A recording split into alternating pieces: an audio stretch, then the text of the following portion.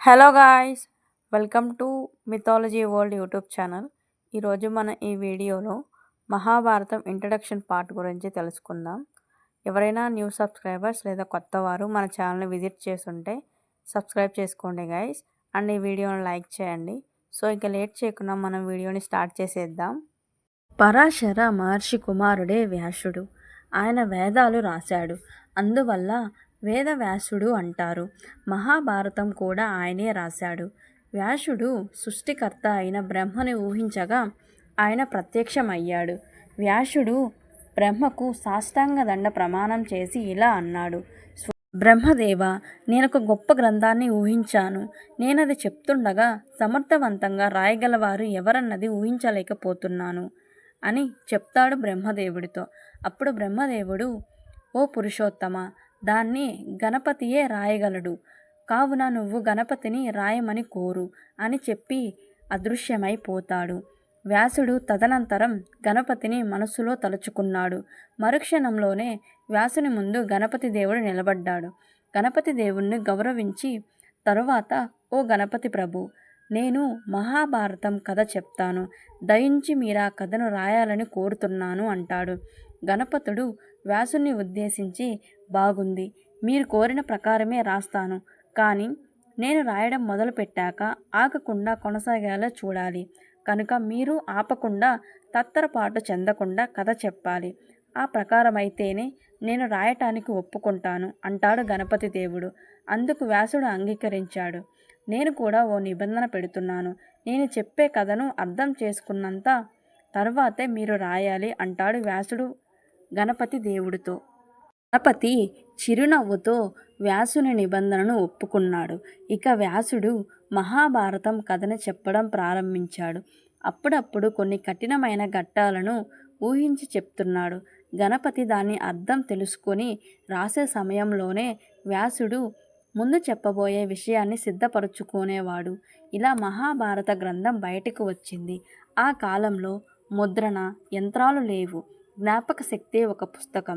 విజ్ఞానవంతులు, మేధావులు తమ జ్ఞాపశక్తిని ఉపయోగించి చెప్పే కథలే పుస్తకాలుగా భావించేవారు.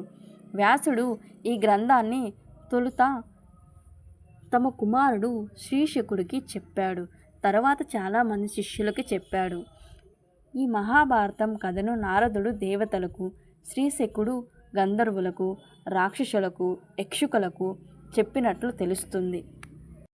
బహు జ్ఞానవంతుడు వ్యాసుడు శిష్యుడు అయిన వైశంపాయనుడు ఈ కథని ప్రపంచానికి వెల్లడి చేశాడు. పరీక్షిత్తు మహారాజు కుమారుడు జనమేజయుడు ఒక గొప్ప యాగం చేయతలపెట్టి వైశంపాయనుణ్ణి మహాభారత కథని చెప్పాలని కోరాడు. వైశంపాయనుడు అలాగే చేశాడు. ఇది విన్న సుతుడు నైమిషారణ్యంలోని శౌనకాది ఋషులందరికీ వినిపించాడు. సుతుడు శౌనకాది ఋషులతో ఇలా అన్నాడు: మనుషులకు ధర్మం, నీతి, మోక్ష మార్గం కలిగించడానికి మార్గదర్శి వ్యాస మహర్షి రాసిన మహాభారతాన్ని నేను వినడం నా అదృష్టం. ఆ కథను నేను మీ అందరికీ వినిపిస్తాను. ఈ మాట విన్న ఋషులంతా కథ వినడానికి కుతూహలంగా సుతుడి చుట్టూ చేరారు. జనమేజయుడు యజ్ఞం నిర్వహించిన కాలంలో వైశంపాయనుడు భారతం పురాణాన్ని, అందులోని ఇతిహాసాలని చెప్పినప్పుడు నేను విన్నాను. తరువాత నేను తీర్థయాత్రలు చేసి పుణ్యక్షేత్రాలు దర్శించాను. మహాభారత యుద్ధ స్థలం కురుక్షేత్రమును కూడా చూశాను. అవి పూర్తయిన తర్వాత నేను ఇక్కడికి వచ్చాను అని సుతుడు మహాభారతం కథని ఇలా చెప్పడం మొదలుపెట్టాడు. మహాభారత కథా సంగ్రామం. శంతను చక్రవర్తి చనిపోయాక చిత్రాంగదుడు హస్తినాపురానికి రాజయ్యాడు. తరువాత విచిత్రవీర్యుడు రాజయ్యాడు. విచిత్రవీర్యుడికి 2 కుమారులు, ధృతరాష్ట్రుడు, పాండు.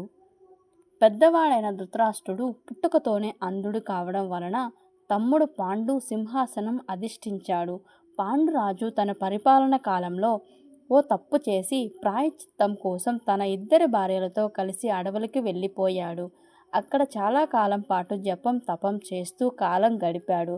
వీరంతా అడవుల్లో ఉన్న కాలంలోనే పాండురాజు భార్యలైన కుంతి, మాద్రి 5గురికి జన్మనిచ్చారు. వీరినే పంచపాండవులు అని పిలిచేవారు. వీరి అరణ్యవాసంలోనే పాండురాజు మరణించాడు. పసివాళ్ళైన ఆ 5గురిని అడవుల్లోనే మునులు పోషించారు. ఈ 5గురిలో పెద్దవాడైన యుధిష్ఠిరుడికి 16 సంవత్సరాలు వచ్చాయి. అప్పుడు మునులు పాండవులను హస్తినాపురం తీసుకుని వెళ్ళి భీష్ముడికి అప్పగించారు. స్వల్పకాలంలోనే పాండవులందరూ వేదాంగాలు, ఇతర విద్యలు, కళల్లో ప్రావీణ్యం సంపాదించారు. రాజోచితమైన అన్ని విద్యల్లోనూ ప్రవీణ్యులయ్యారు. అంధుడైన ధృతరాష్ట్రుడి కుమారులైన కౌరవులకు పాండవుల పట్ల అసూయ ఓర్వలేనంతగా ఏర్పడింది. అందువల్ల కౌరవులు పాండవులను అనేక విధాలుగా హింసించే ప్రయత్నం చేసేవారు. పెద్దయిన భీష్ముడు మధ్యవర్తిగా కురు పాండవుల మధ్య స్పర్ధ లేకుండా ఓ దారికి తెచ్చాడు. దీని ప్రకారం పాండవులు ఇంద్రప్రస్థం రాజధానిగా, కౌరవులు హస్తినాపుర రాజధానిగా చేసుకొని వారి వారి రాజ్యాలను పాలించుకుంటూ ఉంటారు. కొంతకాలం తర్వాత అప్పటి క్షత్రియ నిబంధనలు అనుసరించి కౌరవులకు పాండవులకు మధ్య పాచికల ఆట జరిగింది.